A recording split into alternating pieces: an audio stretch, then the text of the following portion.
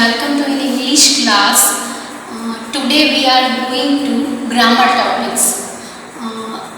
In our last lecture and through PDF, I have sent you a syllabus and paper style, and in this paper style you can understand that the topic transformation is asked for 5 marks. Do as directed. Instruction is given to you, do as directed. इस तरह की आपको कुछ instruction दी होगी, डू as directed. इस topic को हम ट्रांसफॉर्मेशन भी कहते हैं। एक्चुअली में हम ये टॉपिक अभी 10th इंग्लिश मीडियम के लिए पढ़ा रहे हैं, लेकिन 8th, 9th, 10th, 11th, 12th सभी स्टैंडर्ड के लिए बहुत इम्पोर्टेंट है। ट्रांसफॉर्मेशन में अलग अलग तरह के टॉपिक है, जिसकी लिस्ट भी मैंने PDF के थ्रू आपको दी है।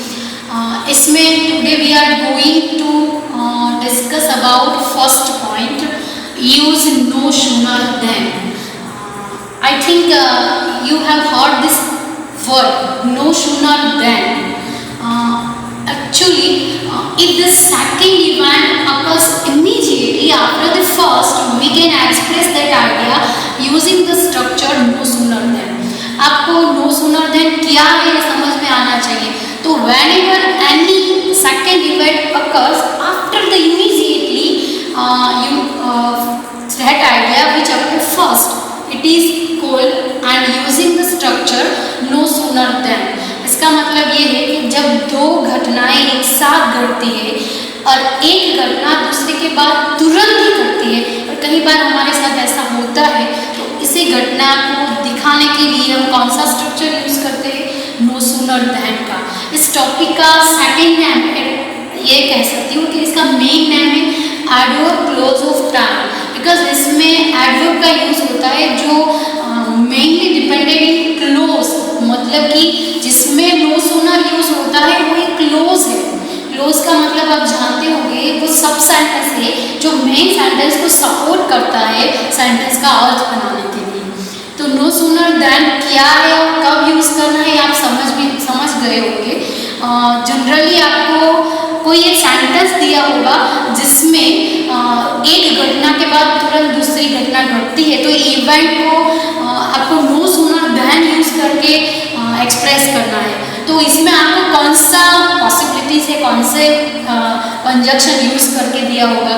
तो उसमें 3 पॉसिबिलिटी है, when, as soon as and hardly well. Generally you have to understand by the meaning of the sentence. आपको ये सेंटेंस के मीनिंग के थ्रू समझना होगा कि इसमें ये इंसिडेंट एक्सप्रेस किया है, तो सबसे पहला कौन सा हुआ है, सेकंड में कौन सा हुआ है, तो जो भी पहला हुआ है उसके साथ आपको क्या यूज करना है। जनरली ये 3 कंजंक्शन हो सकते हैं जिसको आप सेंटेंस में दिया हो, और inside the bracket instructor is given that use no sooner then. Bracket में आपको इंस्ट्रक्शन दी हो कि नो सूनर देन का उपयोग करें, तो आपको ये जो वर्ड है उसके अनुसार, एक्चुअली मैं आपको थ्रू एग्जाम्पल एक्सप्लेन करूँगी ताकि you can understand it easily. At first you have to note that in this structure no sooner introduces the event that occurred first. Most important points you have to be remember, and that is no sooner is used the event which occurred first. जो incident सबसे पहले बना है उसके साथ ही आपको no sooner use करना है। When we begin a sentence with a negative word, ये तो आपने कहीं पर सुना होगा कि जब भी आप नेगेटिव वर्ड, नेगेटिव सेंटेंस बनाते हो और वो भी नेगेटिव वर्ड से सेंटेंस स्टार्ट करते हैं, तो आपको we put the auxiliary verb before the subject. ये तो हमें अच्छी तरह से पता है कि जब भी हम नेगेटिव सेंटेंस बनाते हैं तब we use any helping verb. तो ये हेल्पिंग वर्ब आपको सबसे पहले कहाँ पर रखना है? बिफोर दिस सब्जेक्ट, सब्जेक्ट से पहले रखना है। जनरली इंग्लिश की स्ट्रक्चर हमें पता है, वैसे भी हम क्वेश्चन टैग भी पढ़ चुके हैं, इसलिए हेल्पिंग वर्ब भी कौन कौन से है वो आपको पता है। तो सबसे पहले जनरली स्ट्रक्चर क्या होता है? Subject, verb, object and other words. ये इंग्लिश का जनरल सेंटेंस स्ट्रक्चर है। तो आपको ये पता होगा कि सब्जेक्ट क्या है, वर्ब क्या है, ऑब्जेक्ट क्या है। It is a primary and basic knowledge. तो ये जो पॉइंट है, लास्ट पॉइंट यहाँ पे लिखा हुआ, वो आपको ये दिखाता है कि आप जब भी नो सूनर यूज करें तो आपको सब्जेक्ट कहाँ पर रखना है, और सब्जेक्ट से पहले क्या रखना है, I highlight by underline blue marker the auxiliary verb before the subject. Subject से पहले आपको ऑक्सिलरी वर्ब रखना है। एंड ये भी मैंने हाईलाइट किया है कि जो इवेंट फर्स्ट अकर हुआ है उसके साथ ही आपको नो सूनर यूज करना है। फिर भी we will try to understand it by structure. इसका स्ट्रक्चर एक्टिव और पैसिव दोनों में यूज हो सकता है। I don't know you have learn active और passive structure, but today we are going to discuss the active and passive structure. At first we learning only active structure. Active structure में at first सबसे पहला point ये है, आपको ध्यान क्या रखना है कि एक्टिव हो या पैसिव हो, नो सूनर हमेशा ही सबसे पहले at the started beginning of the sentence no sooner आता है। उसके बाद तुरंत ही हेल्पिंग वर्ब आता है before the subject. No sooner के बाद do, does and did plus subject. और आपको ये तो पता है कि डू, डज, डिड है वो टेंस को एक्सप्रेस कर देता है, इसलिए इसके साथ हमेशा ही ऑलवेज V1 आता है, यानी कि first form of verb plus object plus OW का मतलब है other words plus then plus main sentence. Main sentence इसलिए लिखा है कि मेन सेंटेंस का स्ट्रक्चर जनरल होगा, और जनरल स्ट्रक्चर हमने अभी भी बताया है तो आपको समझ में आ गया। तो इससे पहले मैं ये स्ट्रक्चर आपको इजीली समझाती हूँ बाय एक example. You heard the voice of Ranjan sir. आपने रंजन सर की आवाज़ सुनी। You became silent. आपको पता है ये दो लेक्चर के बीच में आप सब क्या करते हैं, बहुत सारी गॉसिपिंग, अपने फ्रेंड्स के साथ मस्ती। तो जब भी कोई लेक्चर आने वाला हो, तो जब भी सर की आवाज़ सुनाई दे कि वो क्लास की ओर आ रहे हैं, तो हम एकदम से साइलेंट, जैसे बहुत ही अच्छे बच्चे ऐसा बिहेव करते हैं। तो ये एक एग्जाम्पल ऐसा लिया है ताकि you can understand it easily. You heard the voice of Ranjan sir. Ranjan sir आपकी क्लास की ओर आ रहे हैं, आपने आवाज़ सुना। यू बिकेम साइलेंट, अब तुरंत ही साइलेंट हो गए। तो इसमें कौन सा इवेंट अकर्ड फर्स्ट, मतलब which event occurred first? You heard the voice of Ranjan sir, you became silent. Sir का आवाज़ आपने पहले सुना, बाद में आप साइलेंट हो गए। That means this occurred event, जो ये इवेंट है सबसे पहले हुआ है, इसके साथ हम नो सूनर यूज करेंगे। तो नो सूनर के स्ट्रक्चर को समझते हुए सबसे पहले beginning of the sentence we use no sooner. तो सबसे पहले लिखते हैं नो सूनर, उसके बाद हमें डू, डज और डिड यूज करना है। ये तो आपको पता होगा, डू और does is used in simple present tense and did is used in simple past tense. यहाँ पे आप देख सकते हैं through the verb heard, it is simple past tense because heard is a past form of verb here। तो here का past form दिया है, मतलब कि ये सेंटेंस है ये सिंपल पास्ट टेंस का है। तो सिंपल पास्ट टेंस का जो सेंटेंस है उसमें हमें क्या यूज करना होगा, डिड। तो सबसे पहले नो सूनर के बाद हम लिखेंगे डिड। नो सूनर डिड, उसके बाद क्या आएगा, सब्जेक्ट। हमारा सब्जेक्ट क्या है, you. No sooner did you, बाद में first form of verb.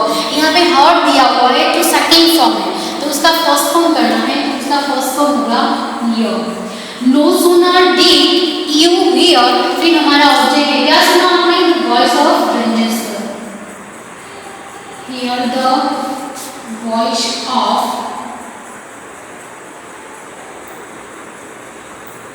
Ranjan sir. बाद में हमें क्या यूज करना है, अदर वर्ड कोई दिया नहीं है, बाद में है दैन। मेन सेंटेंस जो ये है मेन सेंटेंस, इसमें हमें कुछ भी nothing will be change in the main sentence as it is we have to put. You became silent. You heard the voice of Ranjan sir, you became silent. If you want to use no sooner in this sentence, you can see that जो first event occur हुआ है उसमें हम no sooner use करेंगे।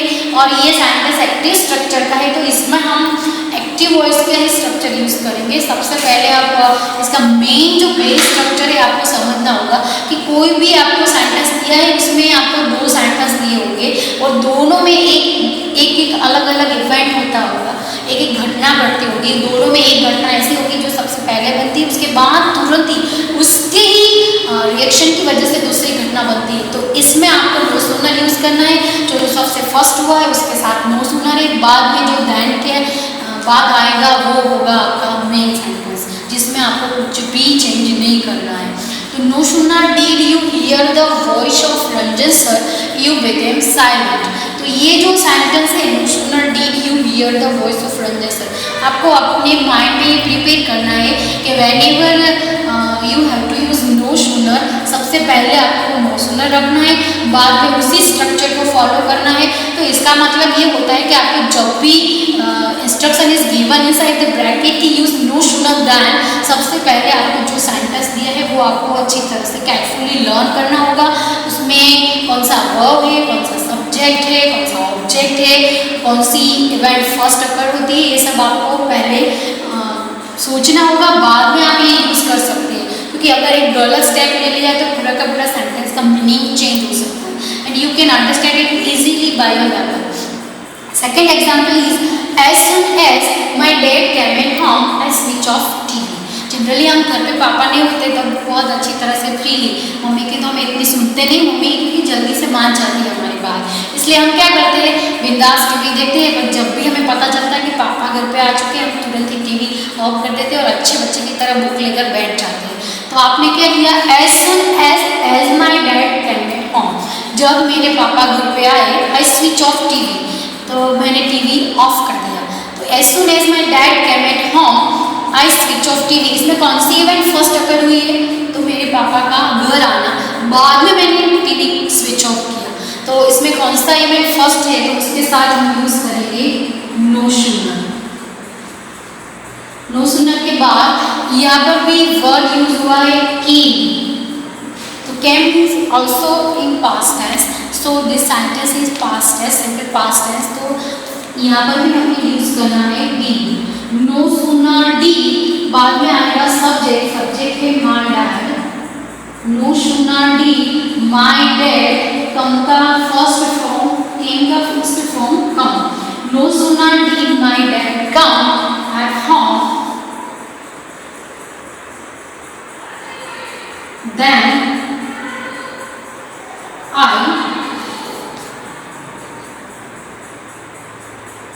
I switched off TV। तो ये आप समझ सकते हैं कि इसमें जो आपको एज सून एज वाला सेंटेंस दिया है ना, तो उसमें दो सेंटेंस के बीच आपको कॉमा दिया होगा, लेकिन इसमें आपको दैन यूज करना है। तो दैन यूज करो तब कॉमा नहीं रखना है, मतलब कि एज सून एज दिया हो, मैन दिया हो, तो उसमें आपको दो सेंटेंस के बीच, एक मेन सेंटेंस है दूसरा क्लोज है, दोनों के बीच आपको कॉमा दिया होगा। लेकिन जब भी आप इसको नो सूनर के साथ लिखते हैं तब एज अ कंजक्शन आपको दोनों सेंटेंस के बीच ध्यान रखना है, तो आपको कॉमा नहीं रखना है। अगर कॉमा रखते हैं तो उसका मीनिंग अलग हो जाता है, इसलिए आपको ये खास ध्यान रखना है। वैसे भी स्ट्रक्चर में भी मैंने कहाँ पे कहीं पे भी नहीं लिखा कि आपको कॉमा यूज करना है। तो you have to learn the structure of no sooner than, तभी आप यूज़ कर पाएंगे किसी भी सेंटेंस में कि नो सूनर देन कैसे यूज़ होता है।